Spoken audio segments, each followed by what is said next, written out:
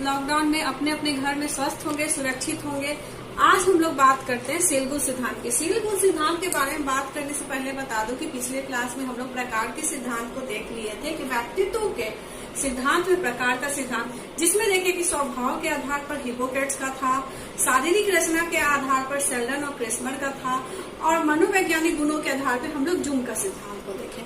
आज हम लोग सील गुण की बात करेंगे। तो सील गुण सिद्धांत को जानने से पहले हमें ये जानना जरूरी है कि सील गुण सिद्धांत किनके द्वारा दिया गया है। ये जानने से पहले हम ये जाने कि सील गुण सिद्धांत है क्या, आखिर क्या है सील गुण सिद्धांत। सील गुण सिद्धांत भावना, विचार और व्यवहार, इन आधारों पर जिसके व्यक्ति के व्यक्तित्व की विशेषता को बताता है। हर एक व्यक्ति की अपनी अलग अलग विशेषता होती है व्यक्तिगत विभिन्नता के कारण, लेकिन सभी विशेषता ही मिलके एक व्यक्ति के व्यक्तित्व को दर्शाता है। जिस तरह से एक मकान को बनाने में हम कई ईंटों का इस्तेमाल करते हैं, बिना एक ईंट से कोई भी मकान नहीं बन सकता, उसमें कई ईंटों का इस्तेमाल किया जाता है।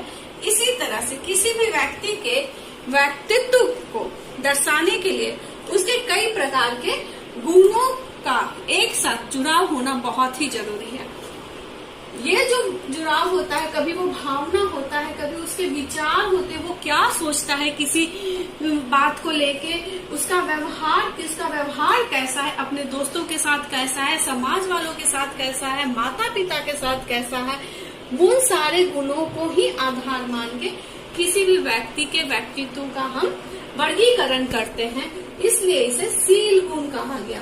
सील गुण को लक्षण सिद्धांत भी बोला जाता है और सील गुण सिद्धांत भी बोला जाता है। इंग्लिश में इसे हम ट्रेट थ्योरी कहते हैं। सील गुण सिद्धांत का एक सबसे बड़ा महत्वपूर्ण बात क्या है कि हर एक जो इसका लक्षण होता है वो अलग अलग नहीं होता। जैसे कि अगर हम बात करें यहाँ पर भय, और यहाँ पर हम बात करें भय के साथ बात करते हैं हम लोग पलायन, तो क्या है, भय और पलायन अलग अलग उसका गुण नहीं है। भय और पलायन कहीं ना कहीं एक दूसरे से जुड़ा हुआ है। अगर कोई व्यक्ति पलायन करता है तो उसके अंदर किसी न किसी प्रकार का भय है या किसी प्रकार की उसकी आवश्यकता हो। तो ये क्या है, सील गुण सिद्धांत में हर एक विशेषता एक दूसरे से जुड़ा हुआ होता है, एक दूसरे को ओवरलैप करता है, एक दूसरे के साथ ओवरलैप किए हुए हैं। सील गुण सिद्धांत के बारे में अब हम लोग जान गए। अब हम लोग जानते हैं कि सील गुण सिद्धांत किनके द्वारा दिया गया। सील गुण सिद्धांत में दो व्यक्तियों का नाम मुख्यतः आता है। सील गुण सिद्धांतों को वैसे तो बहुत मनोवैज्ञानिकों को द्वारा दिया गया, लेकिन मुख्यतः इसमें दो मनोवैज्ञानिकों का नाम आता है, गॉर्डन आलपोर्ट और आरबी कैटर। तो आज हम लोग जानेंगे कि गॉर्डन आलपोर्ट के सील गुण सिद्धांत के बारे में। गॉर्डन आलपोर्ट जो सील गुण सिद्धांत को दिए वो मानवतावादी एवं व्यक्तित्ववादी नजरिए को ध्यान में रखते हुए ये सील गुण सिद्धांत को दिए। सील गुण यानी कि व्यक्ति के व्यवहार के द्वारा जो गुण उसका दर्शाता है।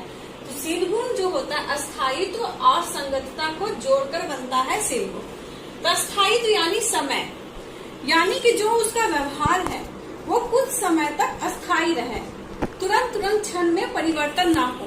और संगतता यानी परिस्थिति, यानी समय और परिस्थिति के अनुसार उसका जो गुण है वो अस्थायित्व रहे। जैसे कि हम इसमें राजा हरिश्चंद्र की बात कर सकते हैं कि उनका क्या था कि राजा हरिश्चंद्र जो थे वो किस लिए जाने जाते हैं, वो समर्पण त्याग के लिए, सत्यवादी के लिए जाने जाते हैं। तो हरिश्चंद्र जो त्याग करते थे, दानी माने जाते थे, तो वो उनका एक सील गुण था।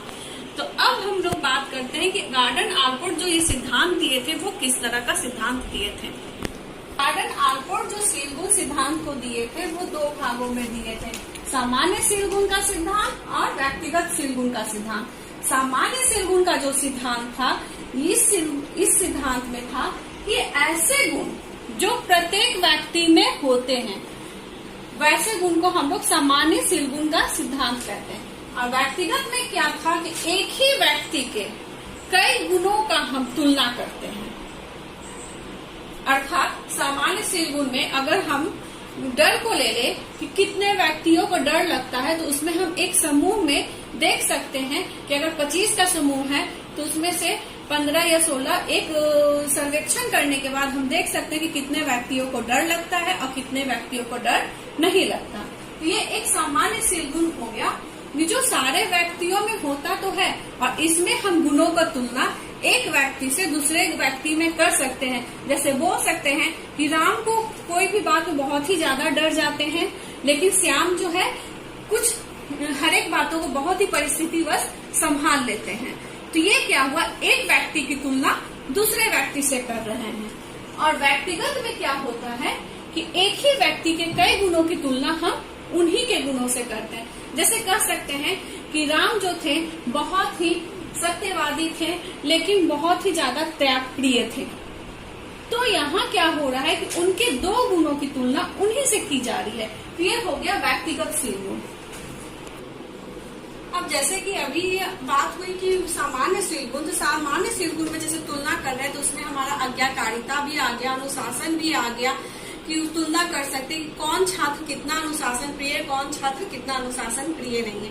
तो ये सामान्य शील गुण हो गया किसके अनुसार, आलपोर्ट के शील गुण सिद्धांत। लेकिन व्यक्तिगत शील गुण को फिर आलपोर्ट क्या किए थे, 3 भागों में बांट दिए थे।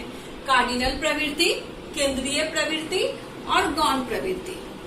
कार्डिनल प्रवृत्ति, कार्डिनल प्रवृत्ति आलपोर्ट के अनुसार माना गया था कि वैसे व्यक्ति जिनका व्यक्तित्व, जिनका व्यवहार जो होता है, जिनका भावना और विचार सभी भीड़ से, समूह से उन्हें अलग करता है, भिन्न करता है।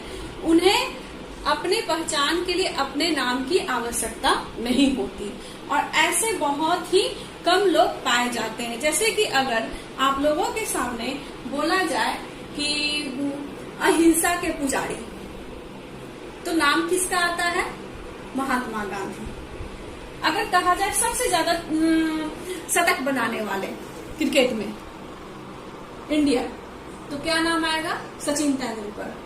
तो इस तरह वैसे व्यक्ति जिन्हें उनके नाम से नहीं, उनके काम से जिनको जाना जाता है, उनकी चर्चा होती है, वैसे व्यक्ति का व्यक्तित्व कार्डिनल प्रवृत्ति का माना जाता है। और ऐसे व्यक्ति बहुत ही कम लोग पाए जाते हैं।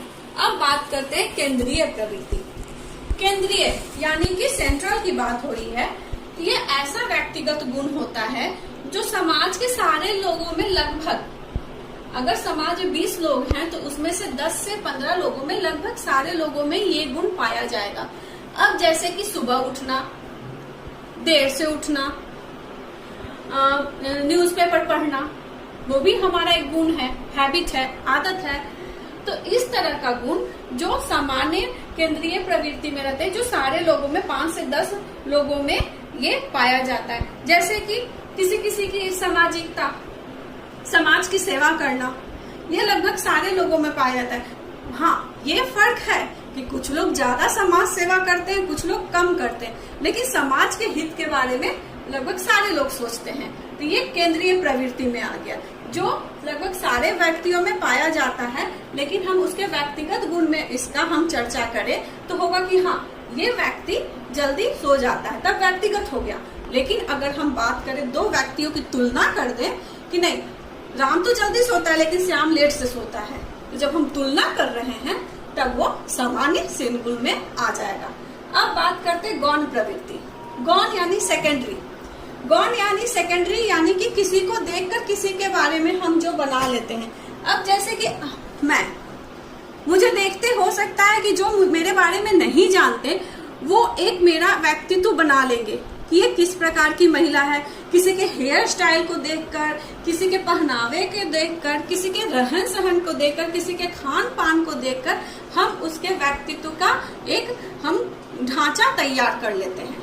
परंतु जैसे जैसे उस व्यक्ति को हम जानने लगते हैं तो जो उसके बारे में पहले जिस व्यक्तित्व की चर्चा हुई थी, तो धीरे धीरे हो सकता है वो व्यक्तित्व किसी और दूसरे रूप में जाएगा।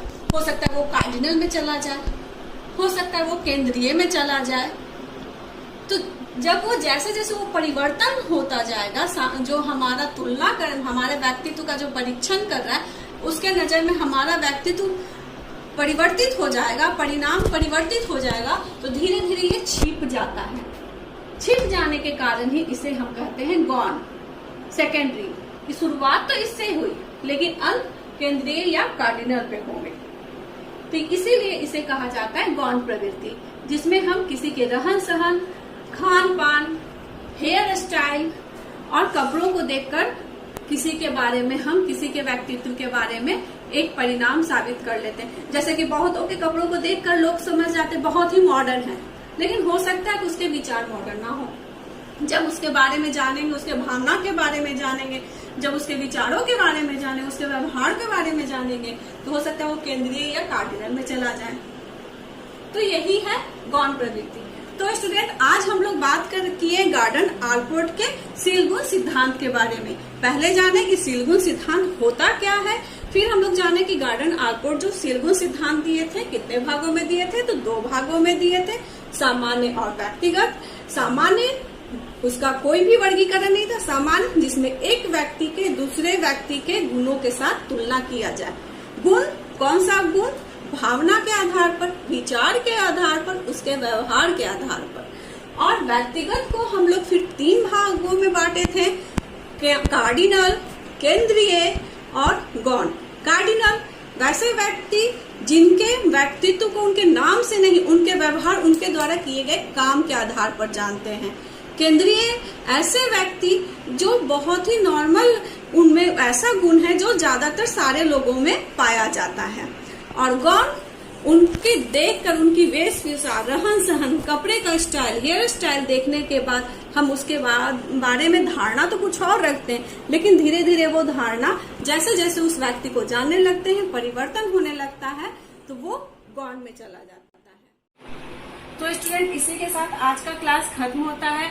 अगर आपको ये वीडियो पसंद आया हो तो लाइक कीजिए, सब्सक्राइब कीजिए, बेल आइकन को दबाइए, ताकि आपको आगे का वीडियो मिलता रहे। और इसके पीछे के वीडियो के बारे में जानना है तो हमारे डिस्क्रिप्शन बॉक्स पे जाइए। Thank you.